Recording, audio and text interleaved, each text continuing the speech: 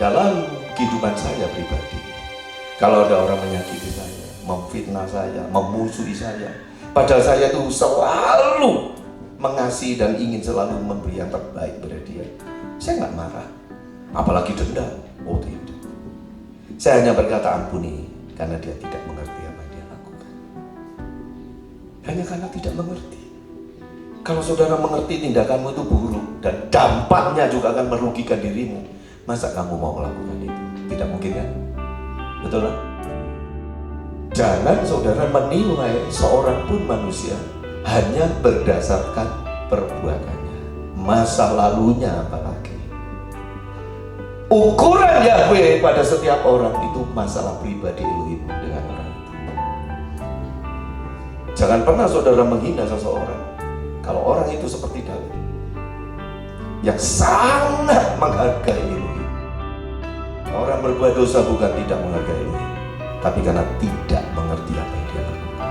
Itu kata-kata Yesus di kayu salib. Ampuni mereka Bapa, karena mereka tidak tahu atau tidak mengerti apa yang mereka lakukan.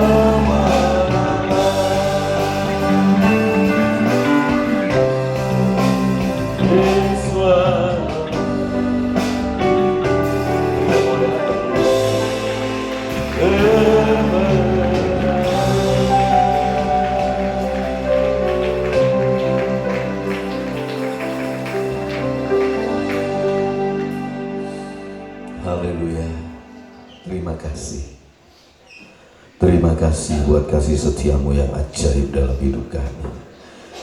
Hanya Engkau yang menjadikan kami lebih dari pemenang oleh kasih Yahweh Yeshua HaMashiach.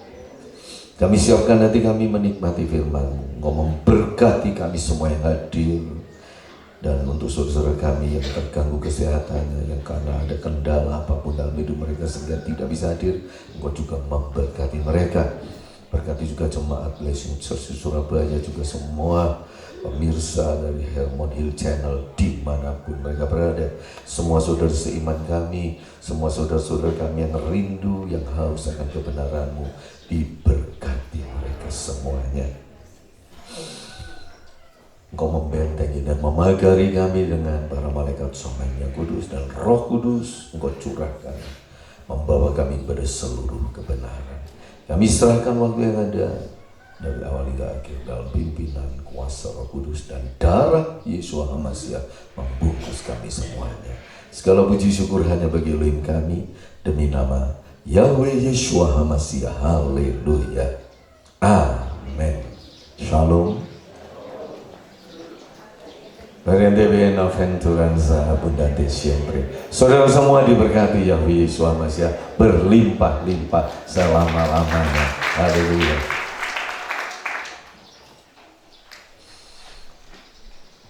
Nah, tadi ada yang memberikan pertanyaan.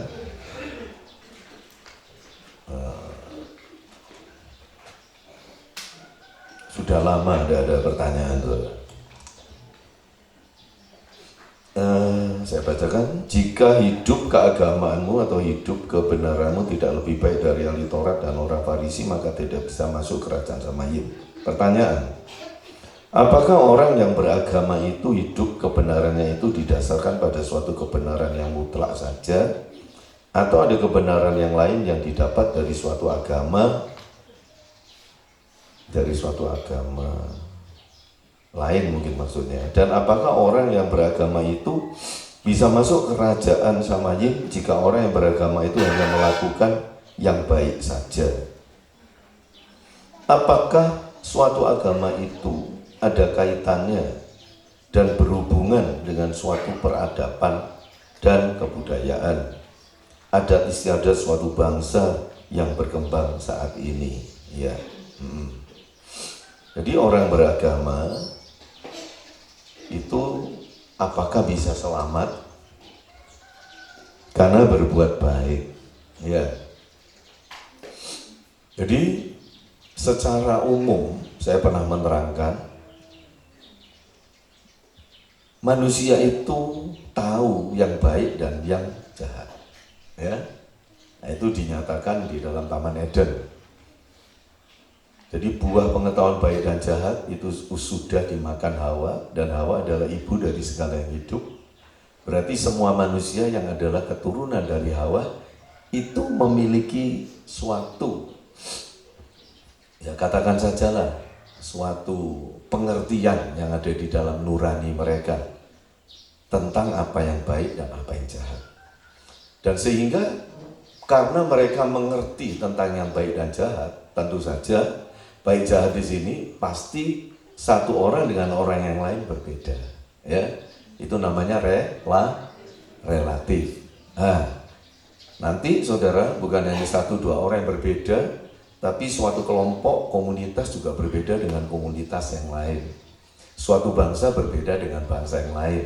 Misalkan orang-orang Eskimo itu kalau sudah tua, umur 80, sudah renta, dia merasa dirinya itu sudah nggak berguna lagi, malah menjadi beban bagi yang muda, bagi keluarganya, maka dia akan keluar dari rumahnya iglo, ya, keluar dari rumahnya dia di padang es, di belantara es, duduk di sana, tidak makan, tidak minum, menunggu ajalnya.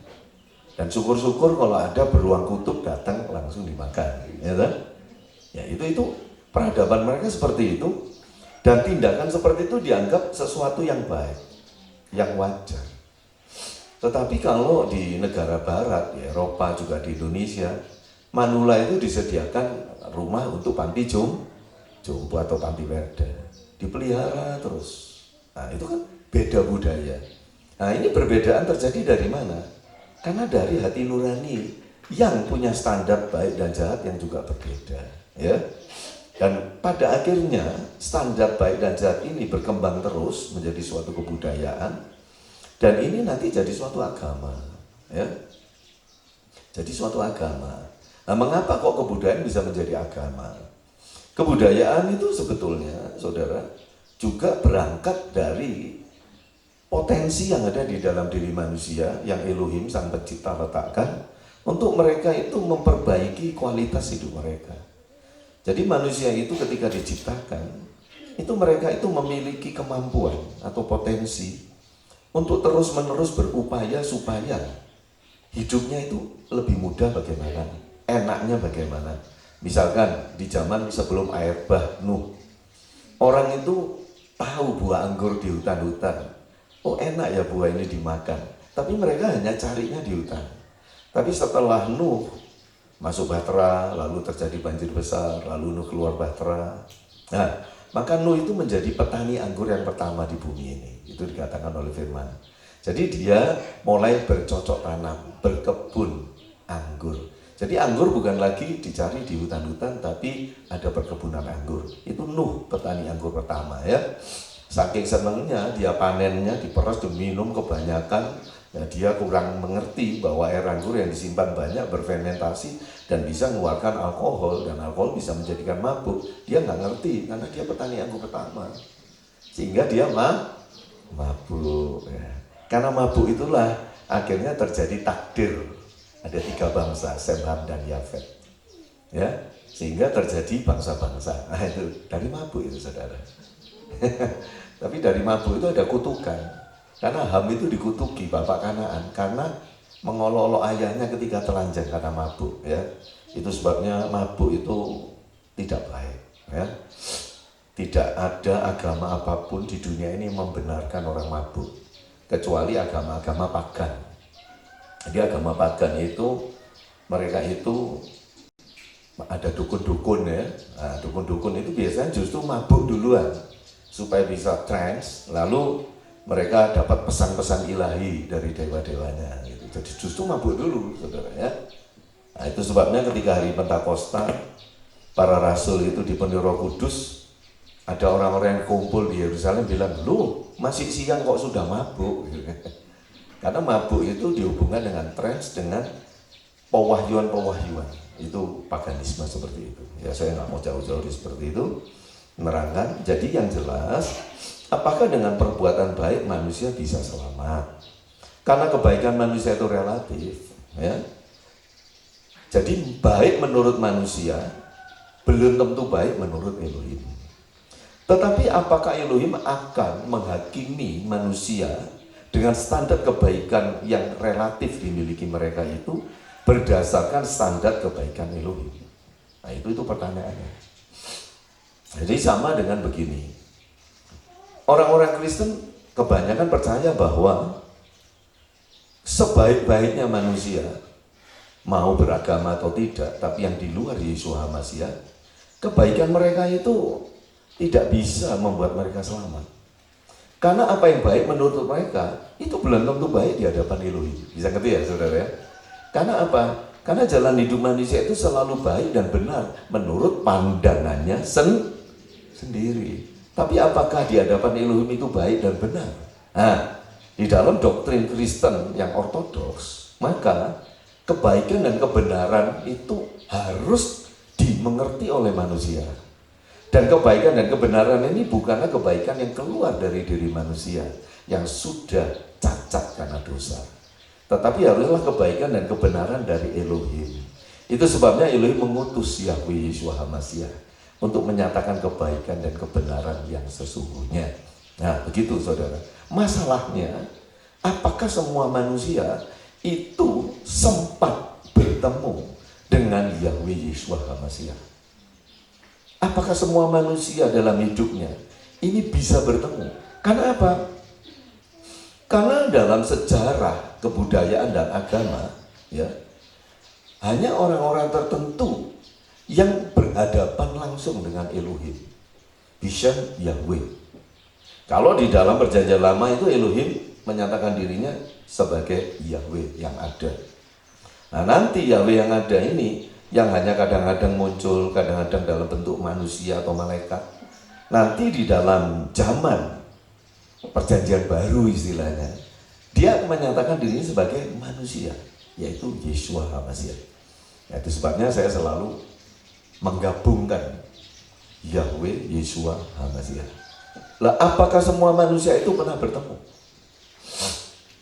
Sekarang nggak usah jauh-jauh. Kalau saudara sendiri dilahirkan bukan di sini, saudara dilahirkan sebagai katakan orang Afrika atau orang yang ada di Arab Timur Tengah, dan saudara dilahirkan di Irak atau Iran, yang hampir semuanya adalah orang Muslim. Kira-kira saudara Kristen atau Muslim? Kira-kira.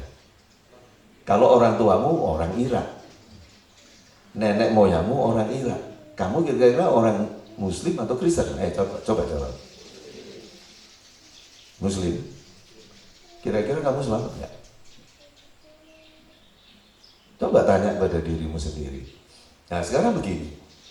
Kalau Yahweh mengukur kebaikan kebenaran manusia menurut standar Elohim itu sendiri, itu sama dengan saya sebagai orang yang kuat mengangkat beban 100 kilo misalkan. Saya menuntut cucu saya, Meme itu, ngangkat juga 100 kilo. Saya adil atau enggak? Nah, jadi saudara, saya yakin Elohim itu Elohim yang adil. Elohim yang benar, Elohim yang baik. Tapi dia juga Elohim yang adil. Adil itu berarti tidak, salah satu keadilan adalah tidak mengukur sesuatu yang di luar dirinya itu harus seperti dirinya. Itu adil. Ya, misalkan saya ini pinter bongkar kendaraan dan pinter masangnya, ya jangan pinter bongkar kok saudara. Lalu saya menuntut, Benaya kamu juga harus pinter kayak Om Sa. Itu saya nggak adil, betul nggak? Nah, kalau saya mau adil, maka Benaya tak ajari, kan gitu ya. Saya ajar sampai lama, sampai ngerti sungguh. Lah, kalau sudah ngerti, latihan terus pinter, baru saya akan menuntut dia, kamu harus seperti saya. Itu baru saya adil. Masalahnya, apakah saya bisa dalam hidupnya Benaya, apakah ada kesempatan di mana saya akan mengajar dia sampai dia bisa pintar seperti saya? Nah, apakah semua manusia bisa bertemu dengan Yahweh Yeshua HaMashiach? Apakah semua manusia bisa mengerti kebenaran Elohim di dalam Yahweh Yeshua HaMashiach? Kenyataannya tidak. Kenyataannya tidak. Nah, tetapi dalam propaganda Kristen, dalam amanat agung Matius pasal 28, beritakanlah Injil ke seluruh bumi sampai ke ujung bumi. Jadikan semua bangsa muridku. Nah, kata-kata itu saudara, itu dimaknai kalau orang tidak mendengar Injil, dia tidak akan selamat. Itu sebabnya Injil harus diberitakan ke semua bangsa. Jadi bangsa yang tidak mengenal Injil pasti tidak selamat. Nah, di dalam seluruh kitab suci hanya Matius 28 itu yang ada kata-kata amanat agung seperti itu. Nah, tetapi di dalam ya, manuskrip atau tulisan-tulisan yang saudara jangan pikir bahwa Injil Matius itu cuma satu yang kita miliki, itu ada puluhan ratusan. Dan di dalam naskah manuskrip kuno yang lain, yang lebih kuno dari yang dipakai oleh gereja saat ini, itu amanat agung itu tidak ada. Jadi perintah Yeshua amanat agung itu tidak ada. Ya, sehingga itu dicurigai bahwa itu adalah tambahan-tambahan dari orang-orang Kristen tempo dulu yang menganggap bahwa hanya agamanya yang benar, dan sehingga kalau manusia harus selamat di seluruh dunia ini ya harus punya agama Kristen begitu. Dan sebetulnya ada 3 agama besar di dunia ini yang menganggap bahwa hanya agamanya yang paling benar, agama yang lain tidak. Di dunia ini hanya ada 3 agama yang menganggap dirinya paling benar, sehingga kalau mau selamat harus memeluk agamanya. Pertama, Yudaisme. kedua Kristen, ketiga Islam. Dan ketiganya, saudara, dianggap agama langit. Karena mereka mempercayai bahwa agama itu diberikan oleh yang maha tinggi, Elohim. Agama langit. Nanti ada agama lagi yang disebut agama bumi. Agama bumi itu berangkat dari pengertian manusia ketika dia berusaha memahami semua alam semesta yang ada di sekitarnya. Lalu timbullah suatu agama. Itu agama bumi. Dan kebanyakan agama bumi termasuk Hindu, Buddha, Konghucu, Taoisme, kebatinan, Kapitayan, agama Nusantara, ya, semua kepercayaan-kepercayaan yang ratusan bahkan ribuan jumlahnya itu agama bumi. Dan mereka ini tidak pernah menghakimi siapapun, dan mereka percaya bahwa semua manusia itu bisa selamat. Karena setiap manusia memiliki roh ilahi di dalam dirinya, disebut suksma kawekas. Dan itu akan menuntun manusia ke jalan yang benar. Selama manusia itu tidak menyakiti sesamanya, selama manusia itu selalu berbuat yang baik dan berguna bagi orang lain, ya, dan mereka punya ajaran gini: melihat dengan benar, berpikir dengan benar, berkata dengan benar, bertindak dengan benar, merasakan dengan benar. Kalau manusia bisa seperti itu, maka tidak ada ketidakbenaran dalam hidupnya. Orang seperti ini, dia akan menyatu. Mereka tidak punya konsep tentang surga neraka. Ya, itu agama bumi. Tetapi mereka selalu berkata bahwa roh manusia itu roh sejati. Itu adalah peletihan ilahi, suksma kawekas. Tapi mereka percaya, ya, suksma kawekas itu roh yang menjadi asal mula segala roh. Nah, nanti roh ini, saudara, itu suksma kawekas itu akan menjadi lagi dalam bentuk wujud guru sejati. Nah, bagi mereka guru sejati ini nanti dimaknai bermacam-macam. Entah orang tua yang datang untuk mengajari mereka dan sebagainya dalam mimpi-mimpi mereka, menuntun mereka ke jalan yang baik dan sebagainya. Jadi semua agama bumi itu percaya bahwa roh manusia ini adalah bagian dari roh Elohim. Tapi itu sebetulnya ada dalam Taurat, saudara. Ya, ketika Adam dihembusi dengan napas Yahweh. Ya, jadi, tetapi ini ditentang oleh agama-agama langit. Itu, saudara. Ya, jadi masalah kalau saudara tanya apakah bisa selamat. Pertama, saya bukan Elohim yang berhak untuk menentukan seseorang selamat atau tidak. Ya. Itu pertama. Kedua, saya tidak yakin bahwa orang yang di luar Kristen tidak bisa selamat. Ya, catat itu baik-baik. Karena kehendak Elohim itu adalah tidak seorang pun binasa. Kehendak Elohim tidak seorang pun binasa. Jadi kalau melalui Yahweh Yeshua HaMashiach manusia tidak bisa dijangkau, bukan karena dia menolak Yahweh Yeshua HaMashiach. Saya yakin bahwa dia punya cara lain untuk supaya manusia tidak binasa. Tapi caranya itu sangat spesifik bagi setiap manusia, sehingga saya tidak mungkin bisa menerangkan. Ya, saya tidak berani mengeluarkan statement yang berlebihan. Tetapi saya tidak bisa kalau disuruh yakin bahwa hanya orang Kristen yang selamat, itu nggak bisa. Bahkan saya yakin tidak semua orang yang beragama Kristen bisa selamat. Karena firman katakan, jangan mentang-mentang kamu merasa dirimu Kristen, kamu pasti selamat. Loh, tidak. Yesus sendiri yang berkata, berseru, Tuhan, Tuhan, Adon, Adon, Yesus, Yesus, Yesua, Yesua. Aku ini memberitakan Injil, aku ini menyembuhkan orang sakit, aku menumangkan tangan atas ngusir setan, aku keliling desa, keliling kota, aku memberitakan Injilmu. Bukakan kami pintu. Tapi Yesus berkata, saat itu aku berterus terang kepadamu, aku tidak mengenalkan. Enyahlah kamu semua membuat kejahatan. Membuat kejahatan di sini dalam bahasa aslinya, dalam kitab suci Perjanjian Baru dalam bahasa Aramik yaitu pescita, itu disebut karena kamu tidak melakukan Torahku. Ya, saudara. Nah, jadi di situ dinyatakan bahwa keselamatan itu ada hubungannya dengan perbuatan. Ya, bukan sekedar percaya, iman. Saudara sudah mendengar hidup menurut iman Abraham. Menurut iman Abraham itu kan, iman itu kan bukan penyebab, tapi akibat.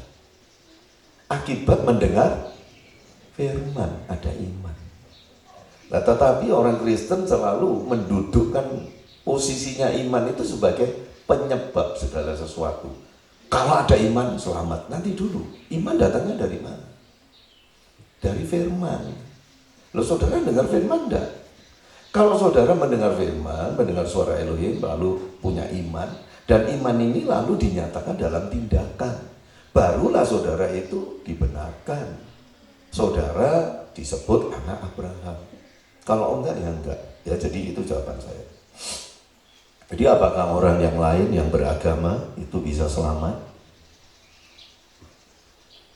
Semoga mereka semua diselamatkan. Doakan saja supaya mereka diselamatkan. Amin. Oh ya, doakan. Entah dengan cara bagaimana. Saudara, saya tanya ya. Mose itu ketemu Yahweh enggak? Diutus Yahweh enggak? Menurut saudara Mose itu selamat enggak? Hah? Ya. Mose ini punya ayah mertua namanya Jitro. Saudara tahu Jitro itu siapa? Disebut imam. Dan dia itu bangsa Midian. Bangsa yang suka berseteru dengan bangsa Israel nanti akhirnya. Jadi istrinya Mose itu bangsa Midian, Sipora itu. Ayahnya ini imam. Imam agamanya orang Midian. Kira-kira agamanya orang Midian itu agama apa? Tapi Yitro itu ngomong-ngomong sama Mose juga pakai sebut Yahweh dia. Dia tidak.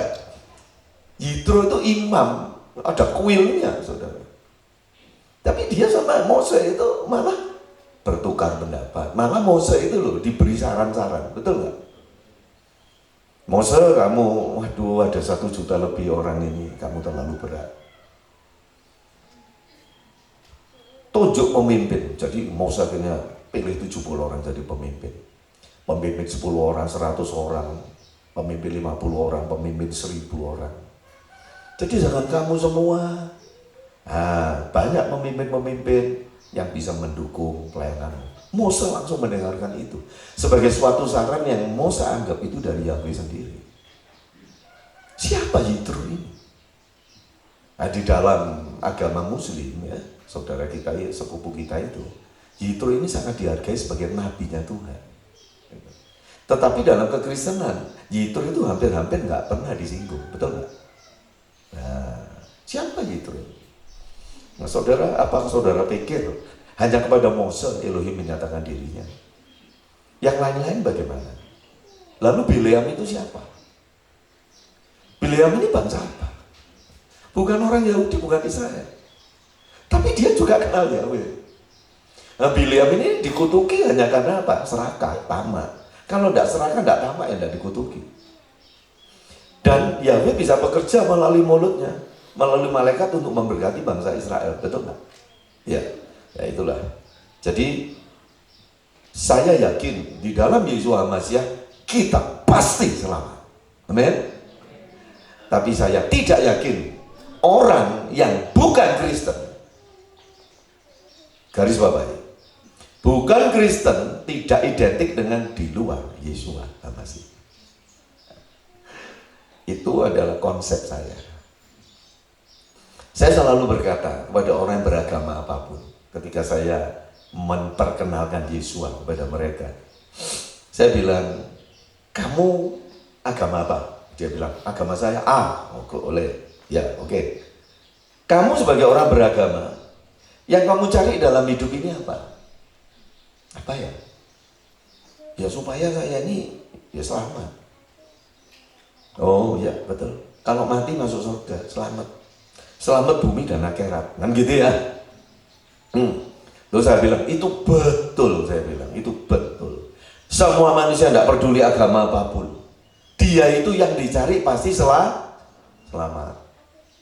Itu sebabnya mobil itu loh ada kantong keselamatan alias airbag, betul nggak? Ya, semua mobil-mobil dibeli aspar itu ya, untuk alat pemadam kebakaran ringan itu, supaya kalau terbakar langsung bisa semprot, tidak sampai hancur. Loh, semua kan nyari selamat toh. Nah, saya bilang selamat pagi, selamat malam. Manusia itu selalu selamat makan, selamat tidur, selamat pergi, kan gitu ya. Selamat apa lagi? Selamat datang ya. Selamat ya kamu naik kelas, selamat ya kamu ulang tahun, selamat ya ini hari pernikahanmu, selamat. Saya bilang, satu-satunya Tuhan yang menyatakan diri kepada manusia itu namanya selamat. Yesua itu artinya selamat. Dan itulah Yesua HaMasiah yang kamu sebut Yesus Kristus dan sebagainya. Mereka selalu kalau saya ngomong gitu mereka kaget. Oh begitu ya. Jadi saudara nggak peduli dia bangsa apapun, agama apapun, yang dicari kan selamat. Apakah ada keselamatan di luar Yesus? Tidak ada. Keselamatan hanya ada di dalam Dia. Masalahnya, apakah orang yang bukan Kristen itu pasti tidak ada di dalam Yesus? Dan apakah orang Kristen pasti hidup di dalam Yesus? Jawabannya, belum tentu. Itu jawaban. Nah ya, itu jawaban dari pertanyaan yang pertama. Jadi apakah suatu agama itu ada kaitannya dengan berhubungannya dengan suatu peradaban atau kebudayaan, ada suatu bangsa dan sebagainya? Semua agama muncul dari peradaban dan suatu kebudayaan. Hanya Yudaisme yang tidak keluar dari peradaban dan istiadat.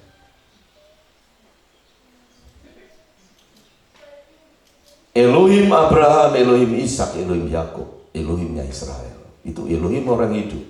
Ada di dalam Yahweh Yeshua HaMasiah.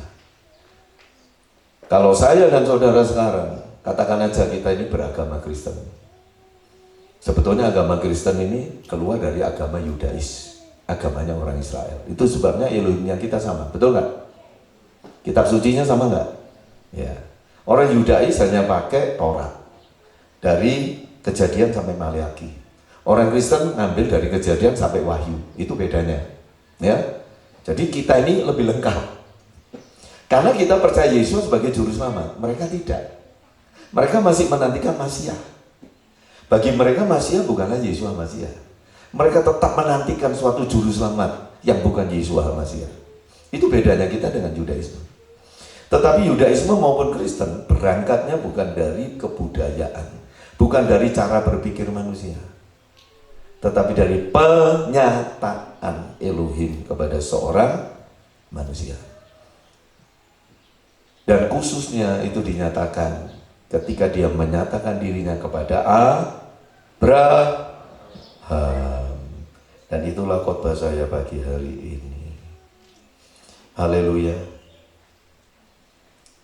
Mengerti kehendak Bapa Elohim kita dalam hidup kita. Itu tema pagi hari ini. Mengerti kehendak Bapa dalam hidup kita. Kita buka kitab suci kita. Mazmur 105. Mazmur 105 ayat 7 sampai 11. Dialah Yahweh Elohim kita. Di seluruh bumi berlaku keputusannya. Keputusannya berlaku di seluruh apa? Bukan hanya untuk saudara, bukan hanya untuk orang Kristen, tidak, di seluruh bumi. Ya, ia ingat untuk selama-lamanya akan apa? Perjanjiannya. Jadi kalau dia janji, dia ingat selama-lamanya dan menepatinya. Tidak kayak kita, kalau janji gampang tapi nggak pernah ditepati ya. Firman yang ditetapkannya bagi berapa generasi? 1000 generasi. 1000 generasi saudara. Kalau satu generasi orang Israel itu 40 tahun, itu satu generasi. Kalau 1000 berapa lamanya? 40.000 tahun. Setelah 40.000 tahun, dunia akan peradabannya kembali lagi ya. Semoga kita ada di penghujung tahun yang ke-40.000 itu. Haleluya. Gak ngerti loh, gak ngerti omongan saya. Karena dulu peradaban Atlantis dan Lemuria itu sudah makan puluhan ribu tahun. Peradaban sebelum mereka itu juga sudah puluhan ribu tahun.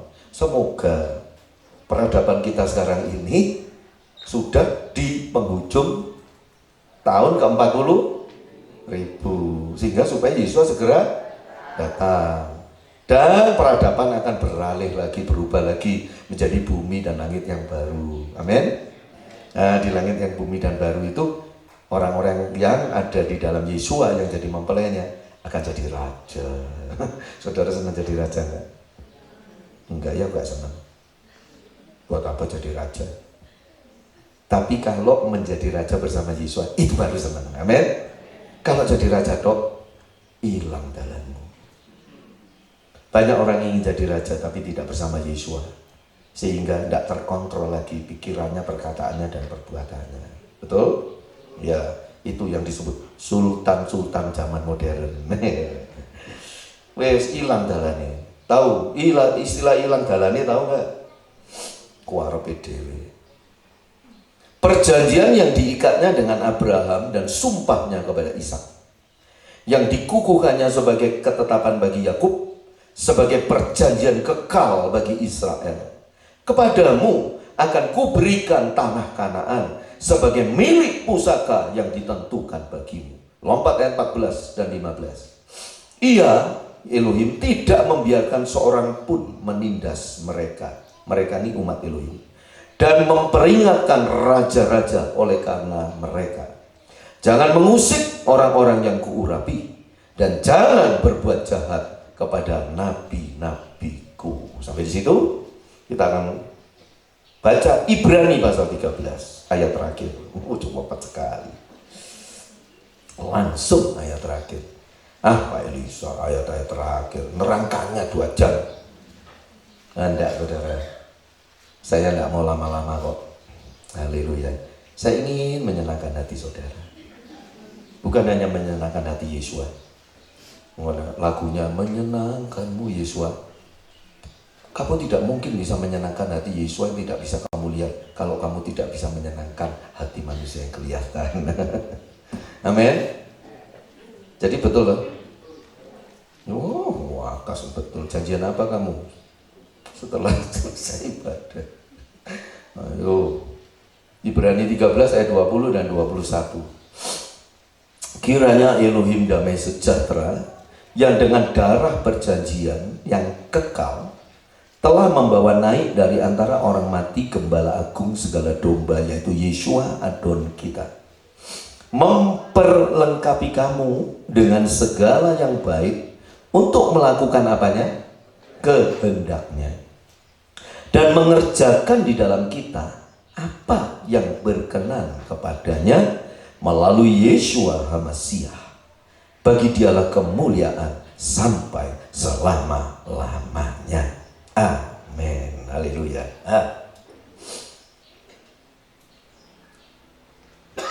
Mengerti kehendak Elohim atau Bapa dalam hidup kita.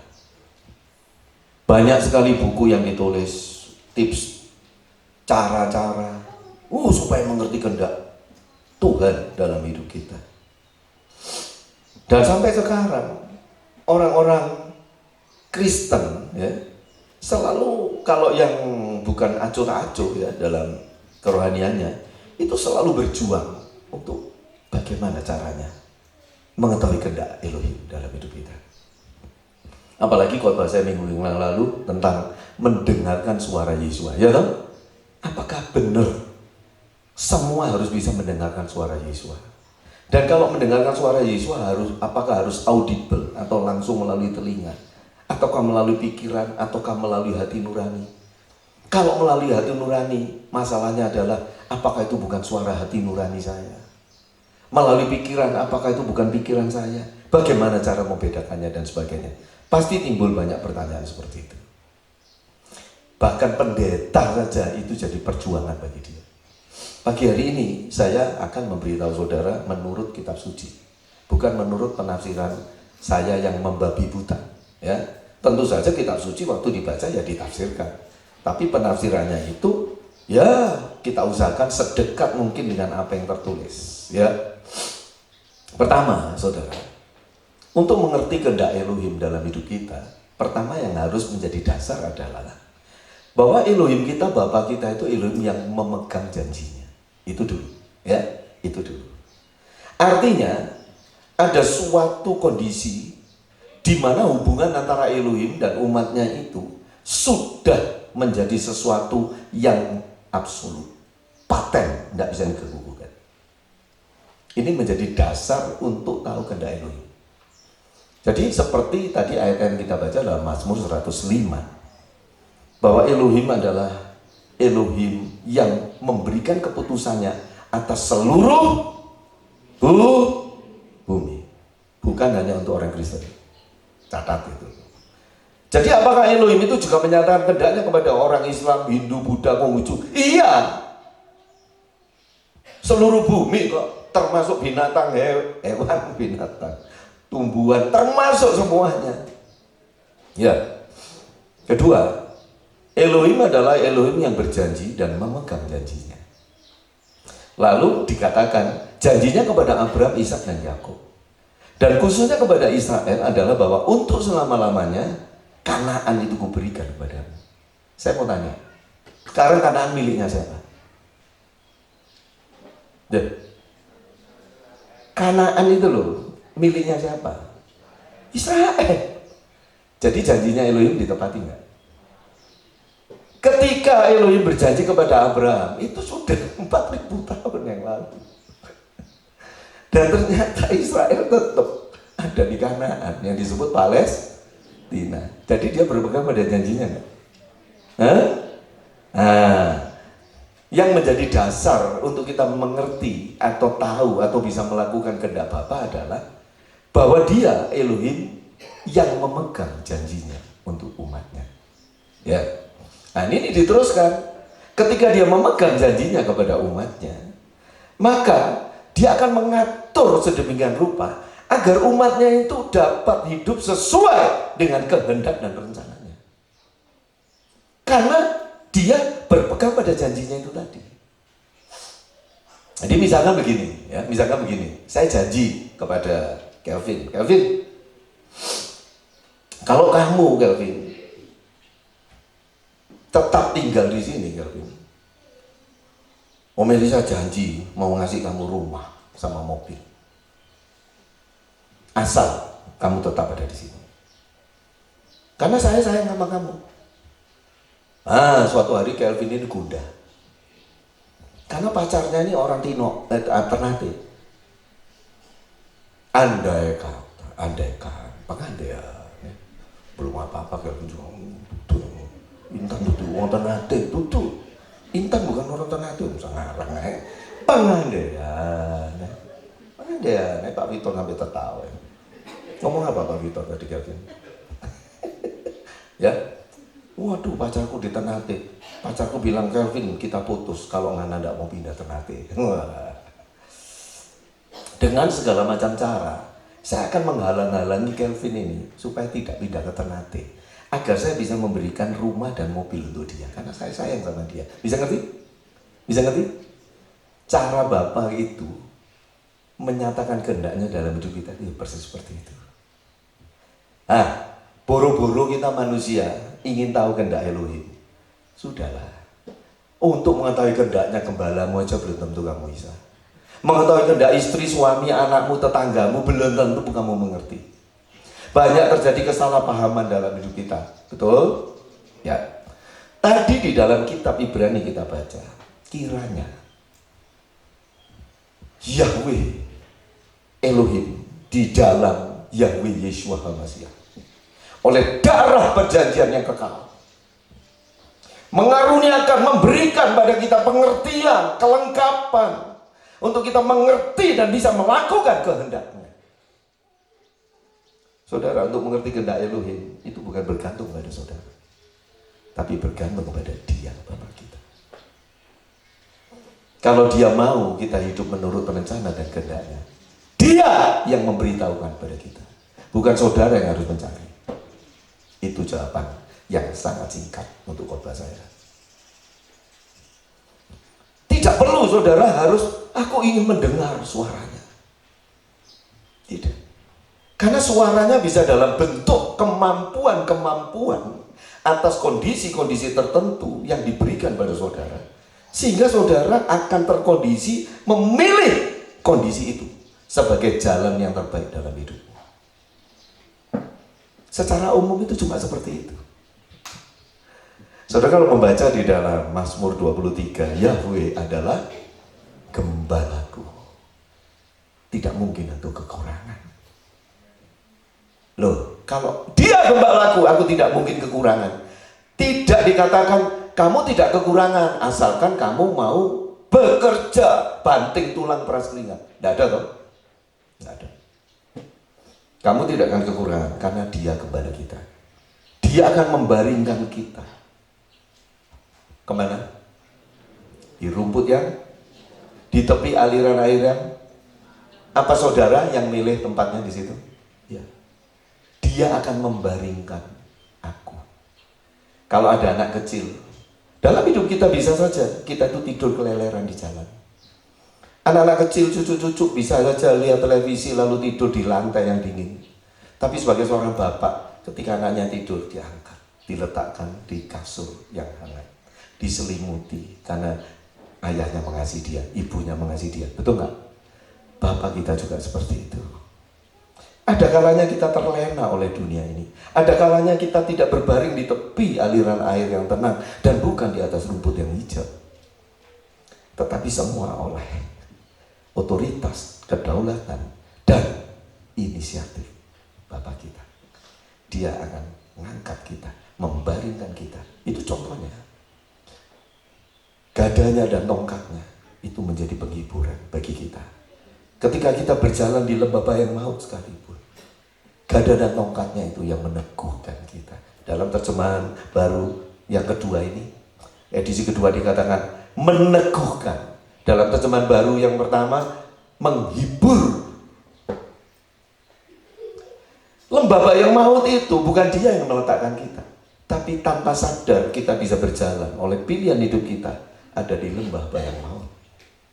Tetapi di situ Dia akan menghibur, meneguhkan, menguatkan, bahkan melindungi kita. Saya akan contohkan dengan Abraham. Ketika Abraham mengiyakan panggilan Yahweh Elohim dalam hidupnya, dia mulai berjalan dan sampailah dia di Filistin. Itu Raja Abimelek. Di sana dia takut. Wah, nanti Sarai cantik. Orang sana tidak takut sama Elohim. Itu Abraham memikir, kalau aku suaminya, aku dibunuh, istriku diambil. Ini sudah jadi kebiasaan bangsa-bangsa yang tidak kenal Elohim ini seperti itu. Jadi Abraham bilang sama Sarai, kalau kamu ditanya, aku ini siapa? Bilang aja kalau kakakmu, saudara, gitu kan ya. Ceritanya gitu tuh. Ya. Ya terjadilah. Karena saudara, Sarai diambil sama rajanya. Diambil kan? Ketika diambil, itulah bayang-bayang lembah bayang maut yang dijalani oleh Abraham. Apakah Yahweh diam? Apakah Abraham berupaya merampas Sarai? Apakah Abraham berusaha mendapatkan kembali istrinya? Dia tidak punya kemampuan itu. Dia juga tidak tahu apa kehendak Elohim. Apakah istrinya harus diambil dari dia atau tidak, dia tidak tahu. Dia sudah kehilangan seluruh keluarganya. Apakah istrinya memang harus hilang lagi? Dan dia merelakan istrinya hilang. Abraham itu merelakan semuanya untuk diambil. Baik istri, bahkan Ishak anaknya dipersembahkan, dia rela memberikannya, mengorbankannya. Itu iman Abraham, itu rela kehilangan apapun untuk tetap hidup dalam panggilan Elohim. Selama saudara tidak rela meninggalkan apapun, saudara tidak mungkin bisa secara konsisten mengiring Yesus Masih. Enggak bisa. Nah saudara, ketika Sarai sudah diambil oleh raja itu mau diperistri, apa yang terjadi? Yahweh Elohim datang kepada sang raja dalam mimpi. Kembalikan itu istrinya, nabiku. Kalau tidak, mati kamu seluruh kerajaan. Celaka. Wah, ketakutan si Abimelek. Panggil Abraham. Aduh, kenapa kamu tidak mau ngomong kalau ini istrimu? Loh, kalau ngomong istrinya, bisa saja Abraham dibunuh loh. Ya, ya kan? Hanya karena dia sudah didatangi melalui mimpi oleh Yahweh Elohim, dia ngomong gitu. Belum tentu kalau Abraham bilang aku suaminya, jangan diambil ini istriku. Belum tentu Abraham tidak dipenjara atau diapa-apakan, betul nggak? Nah, disitulah kita lihat bahwa Elohim Yahweh di dalam Yesus Masih itu selalu mengambil inisiatif dalam hidup kita. Asal ada asalnya. Jadi bagaimana cara mengetahui kehendak Elohim, mengerti kehendak Bapa dalam hidup kita? Kembali lagi pada khotbah saya minggu yang lalu. Kuncinya cuma di situ. Serahkan segala sesuatu untuk Yesus. Berikan segala sesuatu untuk Yesus. Apapun yang kau kerjakan, apapun yang kau hasilkan, apapun prestasimu, semuanya dengan tulus itu untuk kemuliaan Yesus, bukan untuk memperkaya dirimu. Kamu bekerja boleh, tapi bekerja bukan untuk memperkaya dirimu, tetapi hanya untuk mengasihi Yesus. Di sana nanti Dia yang akan memperlengkapi kita untuk kita dapat hidup menurut kehendaknya. Itu kuncinya cuma di situ. Saudara nggak usah sulit-sulit. Saya kepingin lah, paling nggak kayak Pak Gembala bisa mendengar suara. Loh, itu kan bisa aja suara malaikat. Oh, Yohanan di Pulau Patmos saja terima wahyu, itu bukan Yesus sendiri. Yesus berkata, aku mengutus malaikatku. Yang ngomong siapa? Malaikatnya. Malaikat Yesus bilang bahwa Yesus mengutus malaikatnya, gitu ya. Itu bukan Yesus sendiri, ngapain? Yang saya dengar suara itu malaikat. Ya saya kepingin dengar suara malaikat. Nggak harus. Lah kalau kamu bisa dengar suara malaikat kayak saya, kamu jadi gembala kayak saya. Semuanya jadi gembala di sini, terus cuma aja. Apa semua orang bisa mendengar suara? Tidak. Loh, tapi Bapak bilang mendengar suara. Loh, bisa mendengar suara melalui saya toh? Loh, betul lah. Yohanan bisa mendengar melalui malaikat Yesus. Tetapi malaikat Yesus berkata bahwa Yohanan menuliskannya kepada 7 jemaat. Karena 7 jemaat punya malaikat jemaat, yaitu gembala-gembala atau penatua. Dan melalui mereka lah jemaat itu mendengar suara Elohim. Tidak harus saudara mendengar langsung. Itu sebabnya jangan pernah meremehkan apa yang dikatakan oleh seorang gembala. Cuma itu kuncinya. Nah, kalau di dalam hidupmu ternyata kamu bisa mendengar suara malaikat, malaikat Yesua, siapapun, itu semua anugerah. Anugerah. Kenapa saya bisa mendengar suara itu sejak tahun 95? Kalau saya tidak mendengar suara itu, saya sudah mati saat-saat itu. Dan saya tidak bertemu dengan saudara. Semua itu terjadi, ada rencana dan rancangannya yang kita tidak mengerti. Kalau saya tidak mendengar suaranya ketika menyelamatkan saya tahun 95, 96, 97, dan memang mendengar di telinga, saya itu tidak mungkin bisa hidup sampai hari ini. Dan kalau saya tidak hidup sampai hari ini, saya tidak mungkin punya anak mantu Vicky, David, Adele, tidak mungkin. Saya tidak punya cucu, Celia, Asia, Meme. Juga semua jemaat pertemuan di sini, tidak mungkin, tidak ada nikah dengan Melan. Kapan ketemunya? Kalau saudara Sugeng sama Rudy itu tetap di pertemuan, betul nggak? Semua itu ada dalam rancangan yang luar biasa. Kita tidak akan berkumpul hari ini seperti ini Kalau tidak ada sesuatu peristiwa-peristiwa yang secara khusus Elohim berikan. Karena kalau tidak, saya juga tidak tahu apa kehendak Elohim dalam hidup saya. Tidak mudah untuk mengetahui kehendak Elohim secara yang sangat gampang. Hiduplah menurut firman. Sudah, titik. Ada kata-kata yang indah dari seorang yang bijak. Berbuat baiklah kepada semua orang. Kalau tidak bisa, berbuat baiklah kepada beberapa orang. Kalau masih tidak bisa, berbuat baiklah kepada satu orang. Kalau masih tidak bisa, minim jangan pernah berbuat jahat kepada siapapun. Saudara, itu bukan dari kitab suci kita. Itu bukan dari perkataan para nabi dan rasul. Tetapi itu adalah nabi bagi bangsa-bangsa lain. Saya nggak perlu sebutkan namanya. Sebab nanti menimbulkan, Bapak Elisa itu kenapa cenderung sama agama itu ya? Wah, nggak enak nanti. Ya. Tapi kata-kata itu sangat benar. Sangat benar. Kalau saudara tidak bisa mendengar suara Yahweh Elohim, dengarlah suara malaikat. Kalau tetap tidak bisa mendengar suara malaikat, dengarlah perkataan orang yang tua-tua. Mentor-mentormu. Kalau mentor-mentormu nggak ada mantek kabeh, minim bacalah kitab suci. Selama kamu hidup tidak melanggar firman, kamu melakukan kehendak Elohim. Amin. Jadi dia yang bertanggung jawab akan memberikan kita pengertian, memilih apa yang harus kita pilih.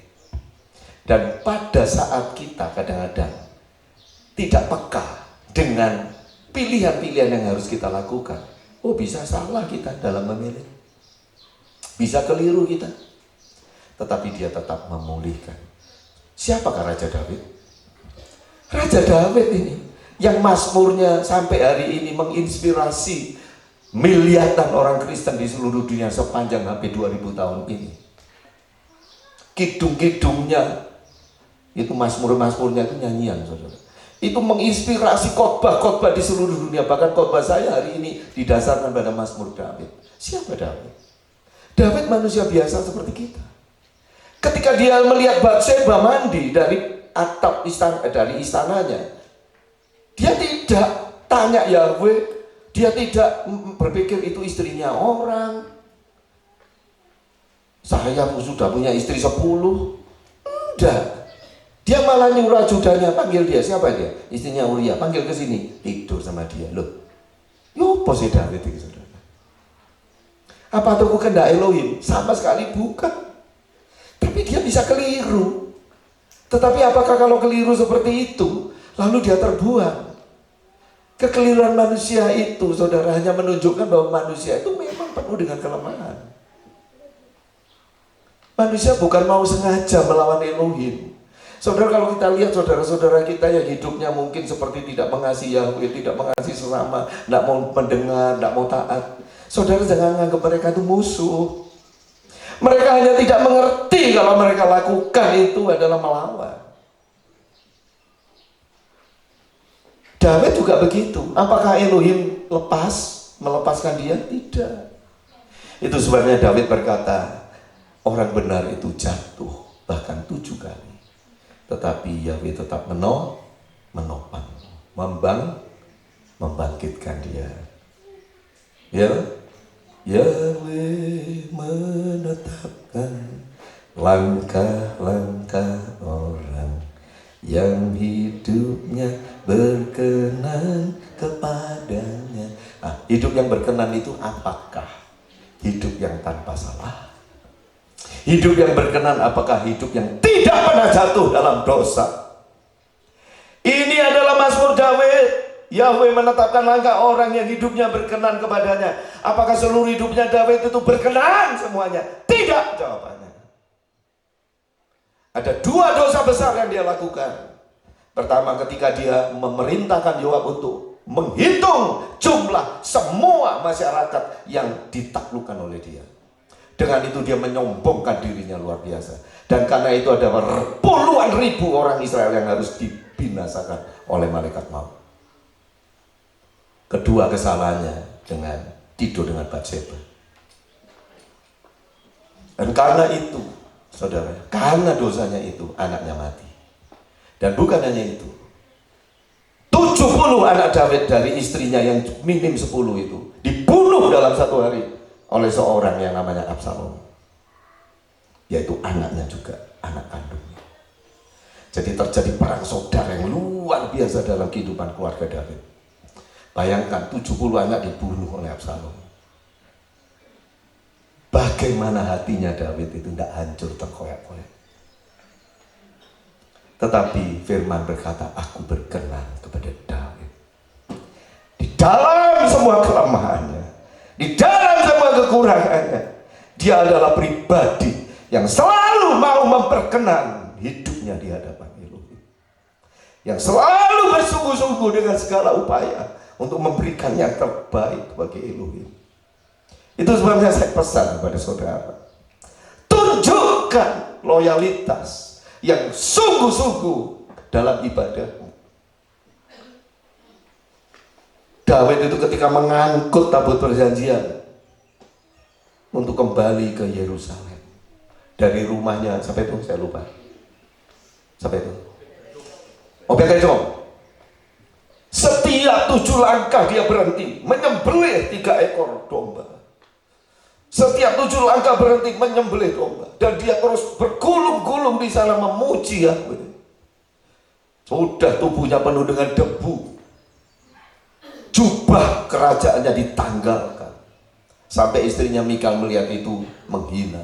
Raja Israel mempermalukan dirinya di hadapan para gadis Israel, dan karena ucapan si istrinya itu dia dibuat mandul oleh Yahweh, seumur hidupnya nggak bisa punya anak. Ya, itu David mempermalukan dirinya hanya untuk menghormati Elohim. Dia tidak segan-segan melakukan. Itu yang disenangi oleh Elohim terhadap pribadinya David. Jangan saudara menilai seorang pun manusia hanya berdasarkan perbuatannya, masa lalunya apalagi. Ukuran Yahweh pada setiap orang itu masalah pribadi Elohim dengan orang itu. Jangan pernah saudara menghina seseorang kalau orang itu seperti David, yang sangat menghargai Elohim. Kalau saudara tanya, kalau dia menghargai Elohim, kenapa dia berbuat dosa? Orang berbuat dosa bukan tidak menghargai Elohim, tapi karena tidak mengerti apa yang dia lakukan. Itu kata-kata Yesus di kayu salib. Ampuni mereka Bapa, karena mereka tidak tahu atau tidak mengerti apa yang mereka lakukan. Itu sebabnya dalam kehidupan saya pribadi, kalau ada orang menyakiti saya, memfitnah saya, memusuhi saya, padahal saya itu selalu mengasihi dan ingin selalu memberi yang terbaik pada dia, saya nggak marah, apalagi dendam. Oh tidak, saya hanya berkata ampuni, karena dia tidak mengerti apa yang dia lakukan. Hanya karena tidak mengerti. Kalau saudara mengerti tindakanmu itu buruk dan dampaknya juga akan merugikan dirimu, masa kamu mau melakukan itu? Tidak mungkin kan? Betul kan? Kamu mau makan makanan yang jatuh di sekitar kandang babi yang banyak kotoran babinya, kamu ambil kamu makan, berani? Kenapa? Karena kamu memprediksi ini banyak bakteri, banyak virusnya, bisa mati saya makan itu, betul nggak? Tapi kalau orang gila, lapar lihat makanan, diambil dimakan, bahkan tai dimakan, maaf ya. Dia lakukan itu karena mengerti atau tidak? Ya. Dosa membuat kegilaan dalam hidup manusia, sehingga seringkali mereka tidak bisa mengerti apa yang baik dan apa yang tidak baik. Itu sebabnya hanya pengampunan yang bisa membuat kita tetap ada. Jadi terakhir, mengerti kehendak Bapa, saudara nggak usah berusaha mencari-cari apa caranya, tidak perlu. Hanya dekatkan dirimu kepada Elohim setiap saat. Ingat saudara, seperti orang minum itu paling bagus kalau secara simultan, secara teratur, ada tertib waktu di sana. Tiap setengah jam, tiap 1 jam, itu yang terbaik untuk kita. Makan teratur 1 hari 3 kali, ada yang 1 hari 2 kali, ada yang teratur 1 hari 1 kali di jam yang sama. Sehat juga. Saudara tidak harus makan 3 kali untuk sehat. Kalau terbiasa 1 kali pun, saudara tetap sehat. Terbiasa 2 kali, ya sehat. Terbiasa 3 kali, sehat. Kalau 10 kali, Pak, sehat. Makan 10 kali. Asal makannya jangan 1 piring penuh. Ya diabetes nanti ya. Nanti obesitas, kegemukan ya. Orang yang nge-gym itu dianjurkan makannya 7 kali sehari. Ya, itu yang saya lakukan dulu tahun 95. 7 kali 1 hari makannya. Tapi porsinya itu diatur, kalorinya dihitung. Mau 3 kali, ya enggak apa-apa. Tapi semua itu ada tertib, terus menerus diulangi. Saudara pikir, bagaimana Pak? Kalau saya berhubungan dengan Yahweh Elohim itu seminggu sekali saja, cukup atau enggak? Cukup tidak? Saya bilang, sangat-sangat tidak cukup. Karena di dalam prinsip rohani, dalam Torah, ada 2 macam kurban persembahan yang mengharuskan bangsa Israel berkumpul di kemah pertemuan, itu di pagi dan di petang hari. 1 hari 2 kali. Itu menjadi landasan bagi saya, doa pagi kaum bapak, doa wanita di malam hari. Sering itu saya terangkan kepada jemaat. Tidak cukup saudara beribadah itu hanya 1 minggu sekali. 2 kali 1 hari. Saudara muslim kita 5 kali berdoa dalam 1 hari. Orang Yahudi membiasakan diri 3 kali dalam 1 hari. Ada yang bahkan 7 kali dalam 1 hari. David berkata, 7 kali dalam sehari aku memuji-muji Yahweh. Saudara bebas, tapi kalau seminggu sekali kurang. Minim 1 hari 2 hari. Pagi sujud kepada Dia, malam sujud kepada Dia. Minim itu 2 kali. Tapi dalam skema perjanjian baru, berdoa ya memuji Yahweh, berdoa pada Yahweh itu, berdoalah setiap berdoalah setiap berapa kali? Enggak terhitung. Tidak terhitung. Tiap kali ada masalah, orang yang hutang sama kamu itu loh, mati belum sempat bayar hutang. Waduh, wah tahu gitu kemarin tak tagih waktu dia masih bernapas. Apa gitu? Kalau ada berita seperti itu, ya apa reaksi saudara? Haleluya. Bukan haleluya karena dia mati loh ya.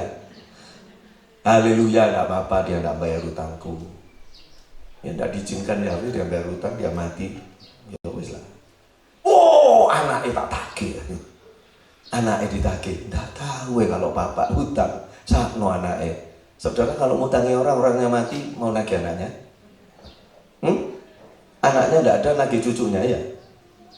Nah, ya mana? Enggak. Kalau orang utang kamu mati orangnya, anaknya hidup, kamu tagih anaknya. Istrinya? Enggak ya? Cucunya? Nagih sama? Oh enggak nagih. Apa? Nagih Elohim. Ya begitulah saudara. Yahweh Yesus Masih memberkati saudara semua. Haleluya.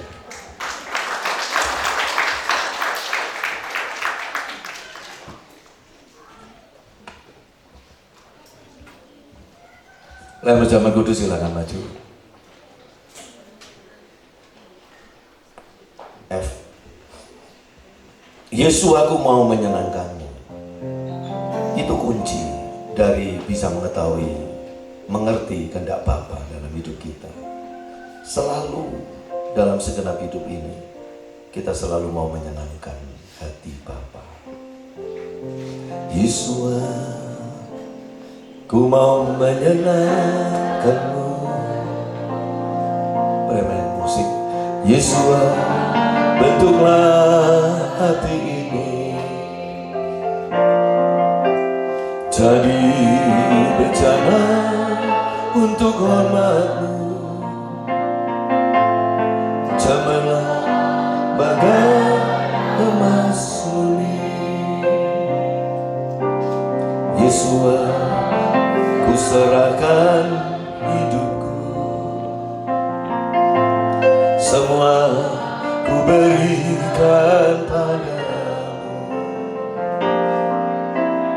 Kuduskan hingga tulus selalu, agar aku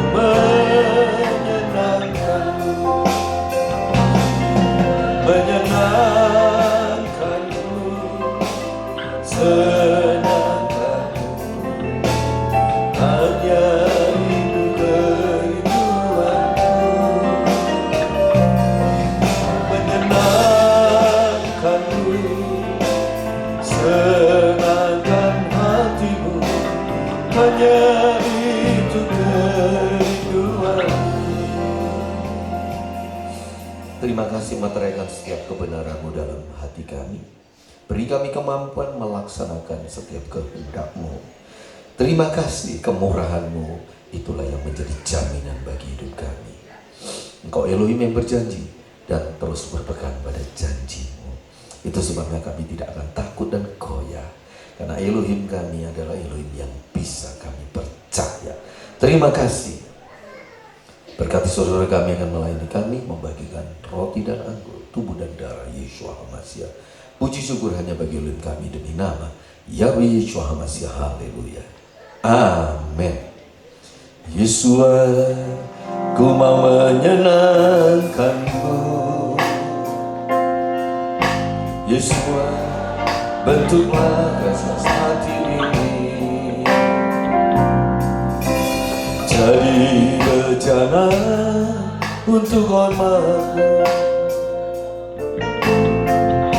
Cemerlang bagai emas murni. Yesus, ku serahkan hatiku,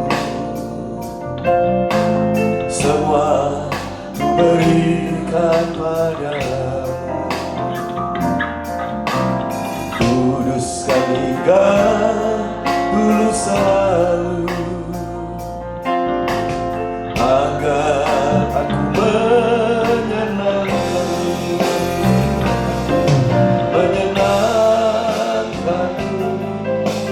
senangkanmu. Hanya itu kerinduanku, menyenangkanmu, senangkan hatimu. Hanya itu kerinduanku, menyenangkanmu, senangkanmu. Hanya itu kerinduanku, menyenangkanmu, senangkan hatimu. Hanya itu kerinduanku, menyenangkanmu, senangkanmu. Hanya itu kerinduanku. Silakan balik berdiri. Menyenangkanmu, senangkan hatimu. Hanya itu kerinduanku, hanya itu kerinduanku.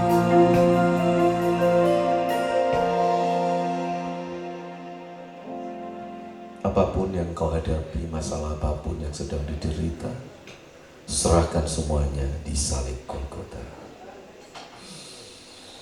Karena Yesus bukan hanya mau dan sudah mengampuni kita dari semua dosa dan kesalahan, tetapi Dia juga menyembuhkan semua penyakit kita. baik penyakit-penyakit yang diakibatkan oleh dosa maupun penyakit-penyakit yang diakibatkan oleh berbagai macam penyebab. Karena Dia selalu mau agar tubuh jiwa roh kita terpelihara sempurna, tidak kekurangan suatu pun yang baik ketika Dia datang menjemput kita. Haleluya. Sungguh-sungguh berseru kepada-Nya. Angkat roti lebih tinggi dari kepala. Pada malam sebelum Yesus diserahkan, Yesus mengambil roti, mengucap syukur, memberkatinya, lalu memecah-pecahkannya dan berkata, inilah tubuhku yang diserahkan bagi kamu. Makanlah roti ini, sebab barang siapa memakan tubuhku, yaitu roti ini, dia tidak akan mati, tetapi hidup selama-lamanya. Bukankah roti yang atasnya kita ucapkan syukur adalah persekutuan dengan daging anak domba Elohim? Amin. Dalam nama Yahweh Yeshua Mashiach kita makan.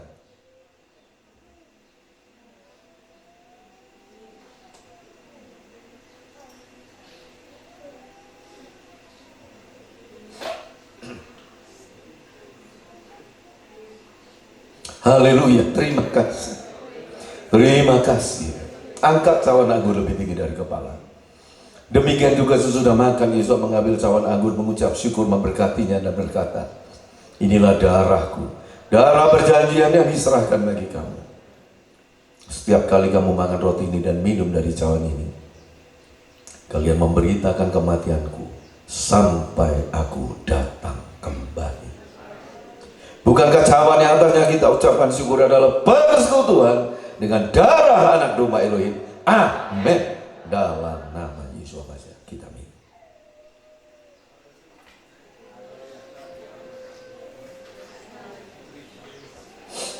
Terima kasih.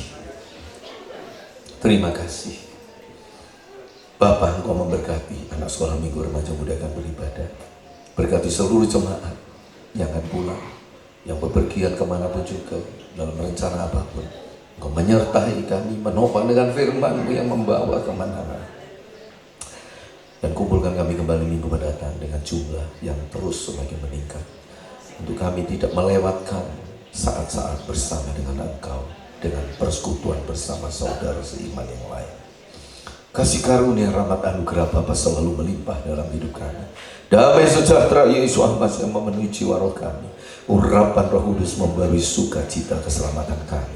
Segala puji syukur hanya bagi Elohim kami, demi nama Yahweh Yeshua HaMashiach. Haleluya. Kami memuji kebesaran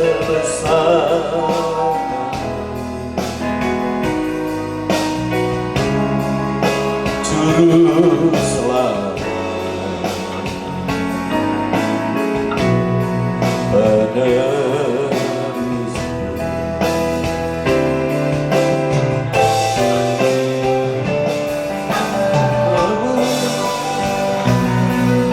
jika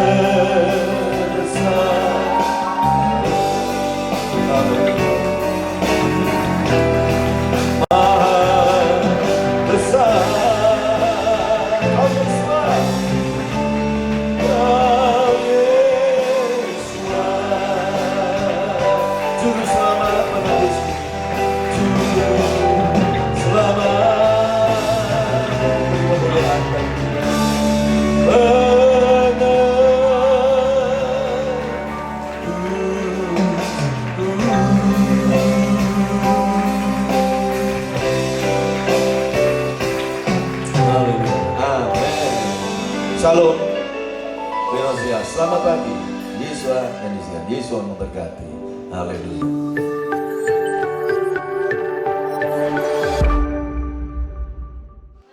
Todos selalu adulanku, todos nacional adulanku. Yesus adalah campeonato. Todos selalu adulanku, todos nacional adulanku. Yesus adalah campeonato.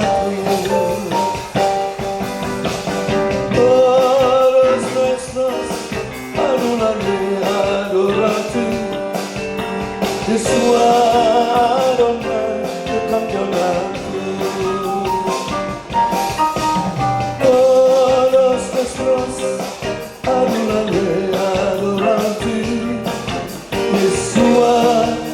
Adonai, le campeonato. Todos están adorando, todos nación adorando. Yeshua Adonai.